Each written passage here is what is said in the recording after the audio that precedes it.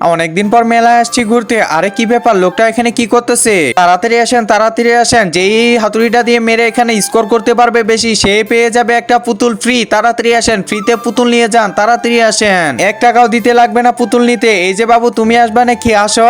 আরে ফ্রিতে পুতুল দিচ্ছে, তাড়াতাড়ি তো আমাকে গিয়ে নিতে লাগবে। তুমি যদি পুতুল নিতে চাও তাহলে তোমাকে এখানে মারে স্কোর করতে লাগবে, তাহলে তুমি ফ্রিতে পুতুল পেয়ে যাবা। আচ্ছা ঠিক আছে, আমি এখনই মেরে পুতুল নিয়ে দিচ্ছি। এই তো মেরে দিলাম, দেখি তো হয়েছে নাকি। আরে কি ব্যাপার, স্কোরিতে উঠেনি, তুমি আরেকবার চেষ্টা করো। আচ্ছা ঠিক আছে, এই তো উঠে দিলাম। আরে এবারও হয়নি। না না, তোমার দ্বারা হবে না, তুমি যাও। আরে আঙ্কেল, আমার দ্বারা হয়নি। আচ্ছা ঠিক আছে, আরেকবার চেষ্টা করি। না না, এখানে আবার চেষ্টা করার অপশন নেই। আচ্ছা ঠিক আছে, আমি চলে যাচ্ছি।